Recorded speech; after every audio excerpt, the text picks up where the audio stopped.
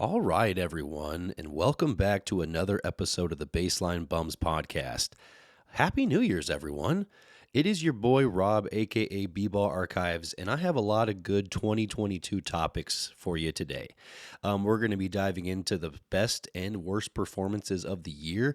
It may not be what you feel like is the best or worst performance, but I'm going to dive into some of the ones that I think are up there. We're going to be diving into best and worst team performances, so not just individual player performances, but how the teams are doing as well. I'm going to go into the bonehead moment of 2022 as well as the feel good moment of 2022. So you got to have the polar opposites as well, baby. And then I'm going to end the episode with a segment I'm calling RIP Legends, and I'm going to discuss the players that we lost in 2022. All of these amazing former NBA talented players that we lost in the year 2022. So I'm going to be diving into that as well. So yeah, let's go ahead and start the episode. Once again, it's just me in the studio. Usually I have either my boy Adam, my boy AJ here so we can chat back and forth, but you just got me today. So let's just dive in and let's keep things moving. So I'm thinking best player performance of 2022. I think we all just saw it just a couple of days ago. It's Luka Doncic. That's 60 points, 21 rebounds, 10 assists. 21 for 31 from the field. Absolutely incredible. I've never seen a game quite like that. My jaw was on the ground. I wish I got to catch more of the beginning of the game, but by the time I caught wind of what he was doing, he was already having an incredible game. But at the end of the day, what a remarkable feat. Like I don't you really can't do it much better than what Luka did that night. When you think of how he scored his points and how it led to winning basketball, it wasn't just empty stats. He was doing it because his team needed him to do it in key moments. So this is a massive game for a guy like Luka. Biggest game of 2022. Yeah, in my opinion, best performance of 2022. And it's not close. There was a lot of really great 50-point games, a lot of really great offensive performances, but the totality of his performance, when you think about how he commanded the rebounds, how he was commanding the distribution, and obviously the scoring in late game situations, how clutch he is, that just can't be matched. Not now. So that's the best performance. But worst performance, there's a lot of subjectivity to this. I what I feel like could be the worst may not be what you feel is the worst. But one of the horrible performances I wanted to discuss was done by a guy named Gary Trent Jr. And I know that he's got a lot of stat lines where he's missing a lot of shots, but this stat line in particular stuck out to me. This was last season. This was on March 3rd. He scored 14 points, had 2 rebounds, and 4 assists. I know what you're thinking. Hey, the worst performance you're talking about, he had 14 points on 4 of 23 shooting. You took 23 shots to get 14 points. That's just not acceptable. That's horrible. I can't think of a better situation where a player that shouldn't be taking that many shots, has no business taking that many shots, is taking that many shots and is not successful. So I know there's games where he's an absolute bucket, but dude, that game, he just needed to stop shooting. So Gary Trent, I'm giving you the potential worst offensive performance of 2022, just because, dude, you missed 19 shots. You went 3 from 15 from downtown. I just can't speak highly of this game whenever you're shooting 17% from the field. So I got to give that up there to one of the bonehead performances. I know there's a lot of other just bad games where players have played horrible, but this is one of the ones that stuck out to me where he played a lot of the game and it was just a really, really horribly inefficient game. So this stuck out to me. But yeah, let's keep it moving. Let's talk about team performances. We're we're blessed to see a lot of amazing offensive basketball in today's NBA. And one of the best offensive performances, I think, is a game we saw last season. It was the Brooklyn Nets against Orlando Magic. Brooklyn Nets put up 150 points, shot 60% from the field, almost 60% from three. Absolutely insane. Over 82% from the line. As a team, this is one of the most efficient games I think I've ever seen. And the fact that they ended up beating the Magic by 42 points, putting up 150 of their own, I think this is just a testament to how efficient they were that game and how well prepared they were that game.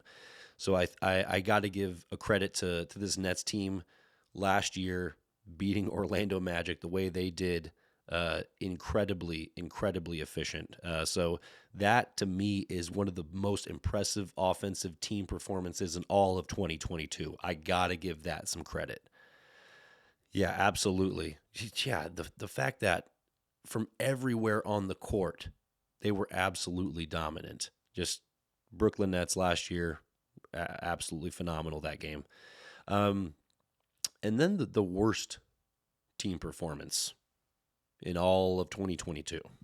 I don't mean to throw shade at the Knicks, but the Knicks last year on January 8th, horrible. Like I'm going by numbers. They only put up 75 points, which is a year low. The Knicks scoring 75 points is the lowest amount in all of 2022. They did so on 36% from the field. Not that good. 36% from three, or excuse me, 35% from three, which obviously that's not amazing. That's not horrible, but we've seen better. But this is where it really sticks out. They were only 40% from free throw.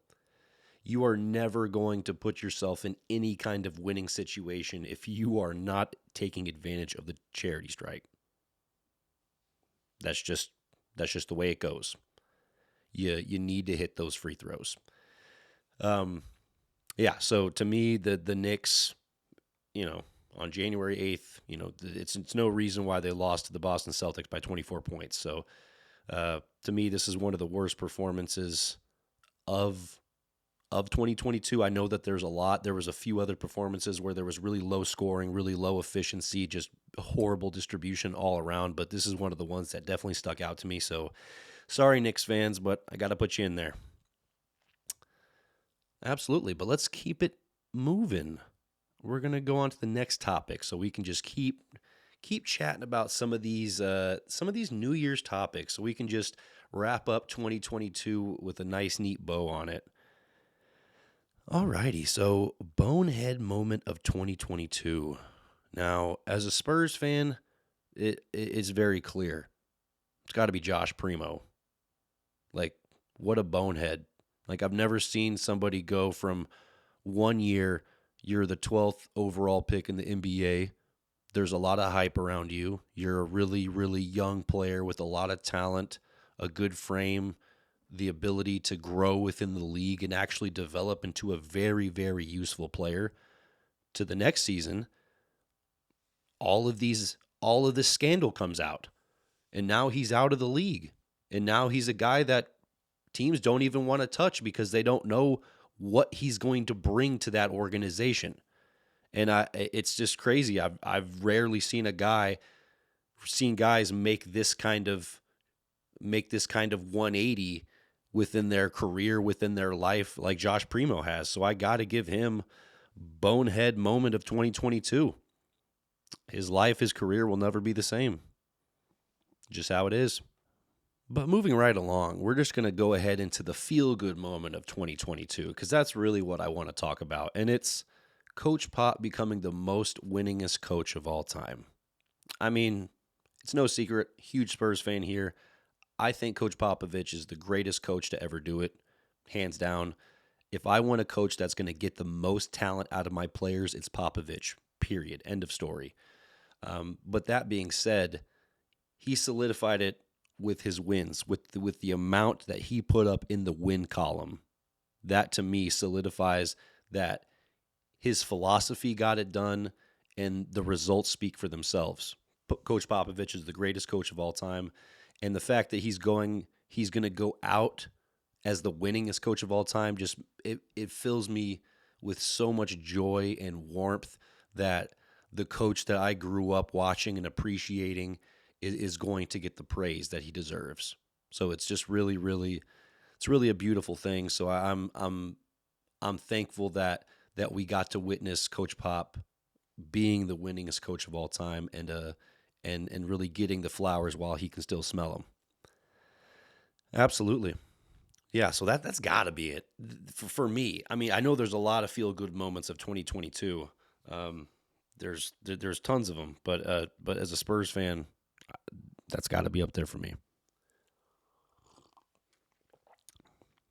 Next, I got to move into a section I'm going to call RIP Legends. We just lost a lot of really influential basketball figures. Um, I think first and foremost, you got to mention Bill Russell.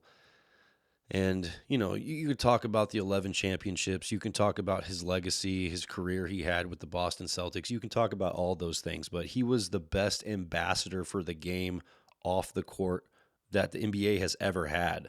He was the best face for the league, fought for what was right, stood up for himself and stood up for others, and he will be missed. 2022 will be forever known as the year we lost the legend Bill Russell. And to me that's significant. So he deserves to be remembered in the highest of praise, in the highest of regards. He should always be talked about. But we also need to remember Paul Silas, Lucius Jackson, Willie Norwood, Johnny Egan, a lot of these older guys that people may not fully know about. But these are former NBA players we lost in 2022. Look, old school guys like Gene Shue. I'm talking about I'm talking about those guys, but I'm also talking about younger guys we lost too young. Guys like Caleb Swanigan, Adrian Payne. These are young men that still had a lot to give life, a lot to give to their families, a lot to give to the community. And it's sad to see them go before they were supposed to, because they were both very young in their 30s, and had a lot left to give. So it's sad to see all of these wonderful people who were once athletes in the NBA gone in 2022. So I think it's important to just take a moment and recognize all of the wonderful things that these players did and how they contributed to the game of basketball. So much love to everyone I just named, and hopefully you are resting in peace. Absolutely. But I want to end this episode by saying we got to do better in 2023. We got to do better in 2023. I need to stop seeing everyone fighting on TikTok about hypotheticals that don't matter, that don't exist. I got to see people stop attacking people for having slightly different criteria for ranking players or judging things.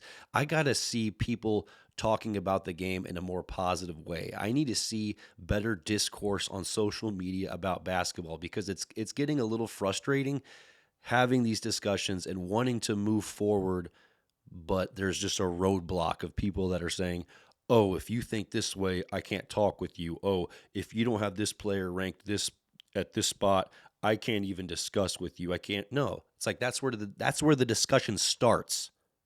That's how we get to the discussion. You feel a certain way, I feel a certain way, then we talk. But when there's this like blockade, when you're like, I am not going to talk with you if you think this, it's rough. So I think we need to get rid of hypotheticals. We need to be a little bit more open-minded to how other people are viewing things, but we need to view things within facts. We need to use facts. There's decades and decades and decades of NBA facts we can use to make our points. And if we're basing it around hypotheticals and things that don't exist, then we're not being genuine. So I think 2023, let's just do better. Let's talk about the game better, and let's just bring some positivity to the NBA TikTok community, to the Instagram community, all of these social media communities. So 2023, let's just do better. I appreciate y'all for listening to the Baseline Bums podcast. It has been your boy Rob, aka B-Ball Archives. And once again, it is Go Spurs Go, and Happy New Year's.